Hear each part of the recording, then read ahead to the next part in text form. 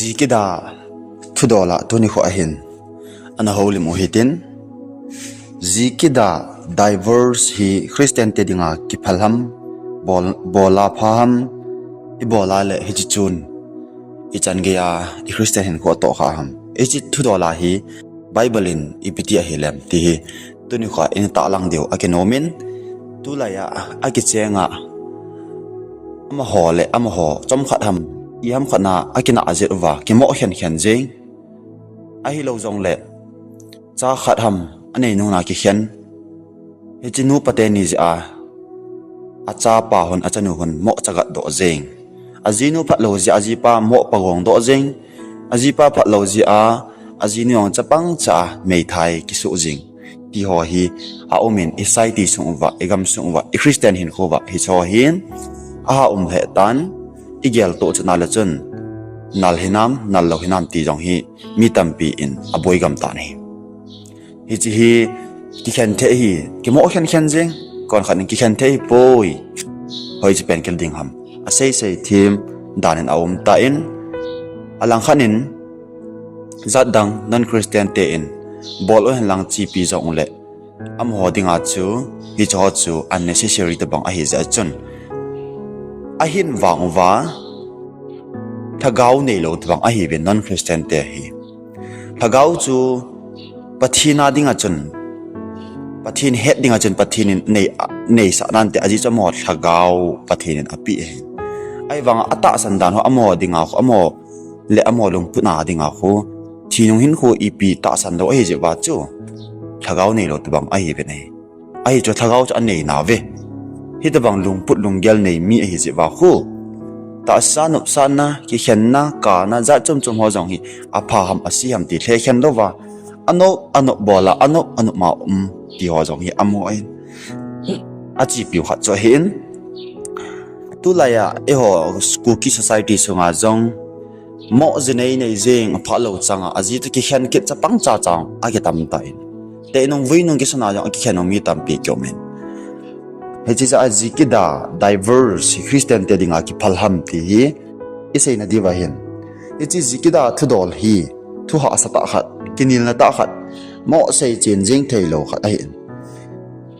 alang khana ki chen hi pathin a hin sim do a hin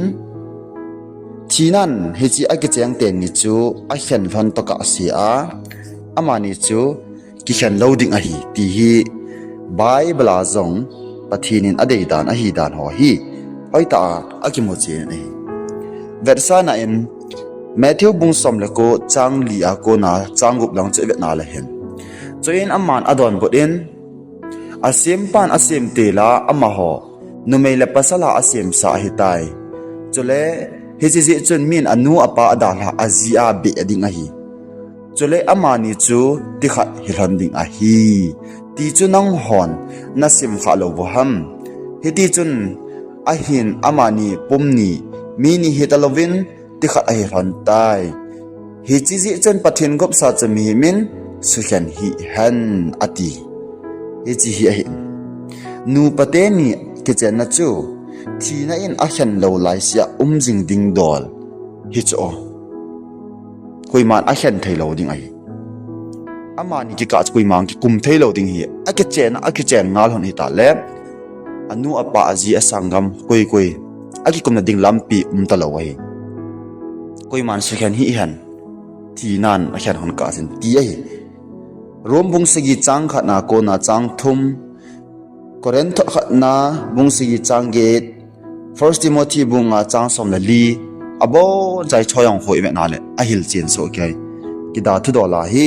ki mo thei so ke hi leisin mi him te la a chon sit a hong lu na pana chu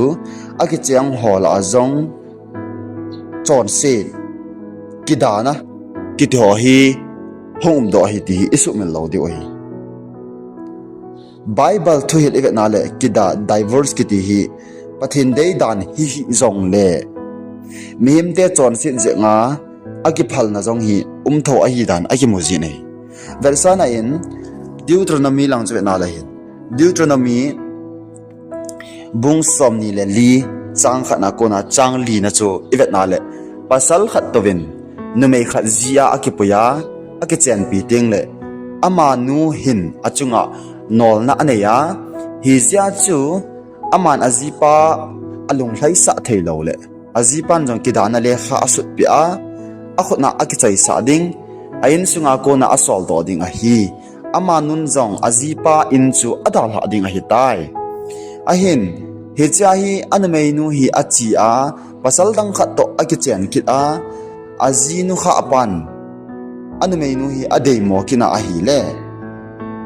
abang banga chu kidana le kha asut pi ding ama nu khona akichai sa a ain sunga ko na asol do ding a hi lova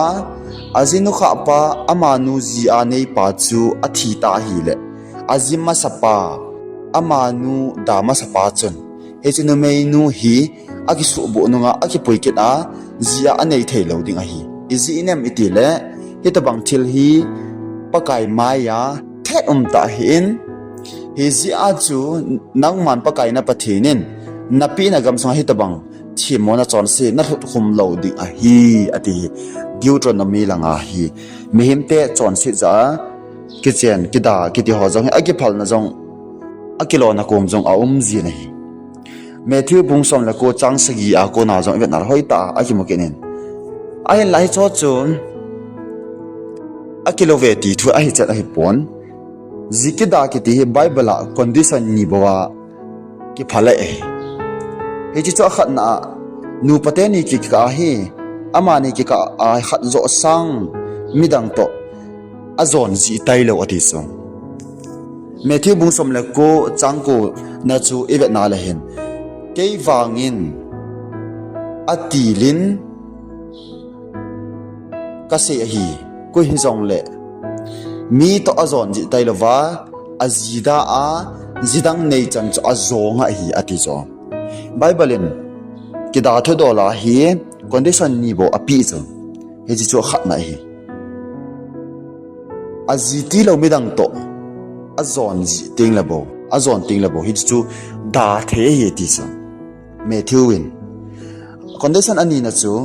ta asan ki ba api lo adi a Christian hilo khat to ki chena pathin ho thu dola lunggel ki ba lo khat ji hi chi ho ja hi condition ni na chu azi jong hi ada the ding dan a ki sei ki nei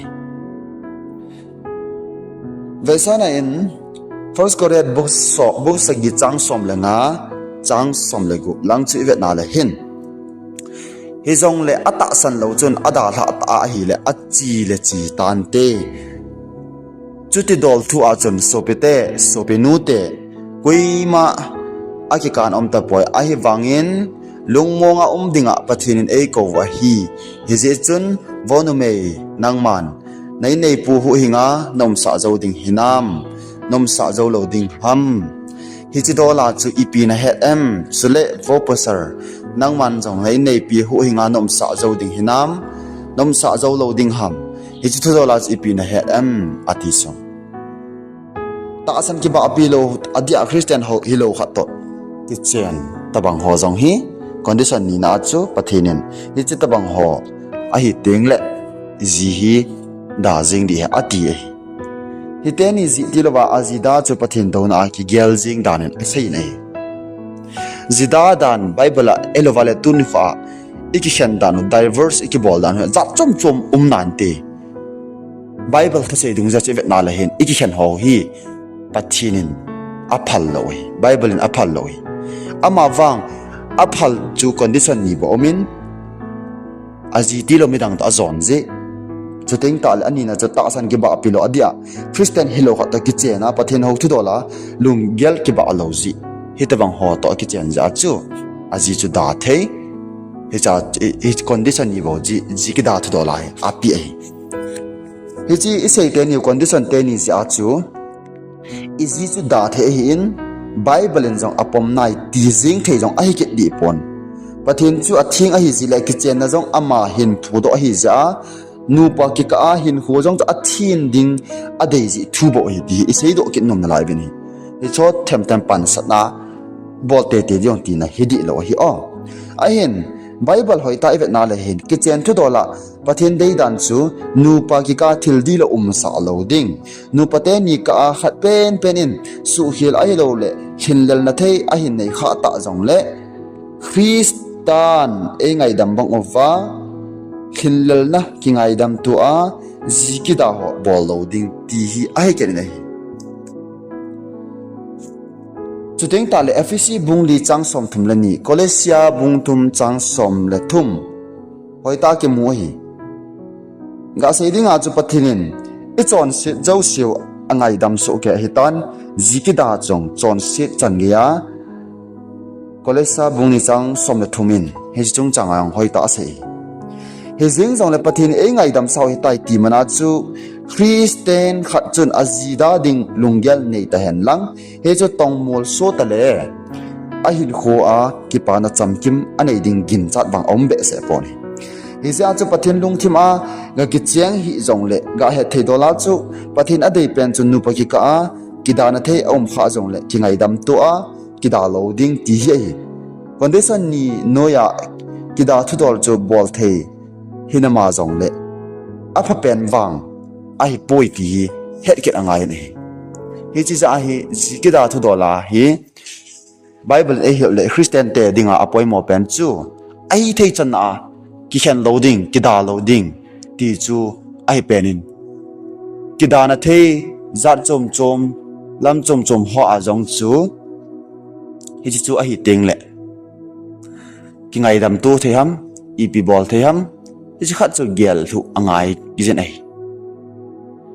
cho tiếng ta dòng lệ in sung mi ho ki sa alal gun se na a ki cheng te ni ki khena dinga to gon za chum nei ki ti jong hi in sung mi so pi sangam ho ki kum na ding ima cha yong ombe se poi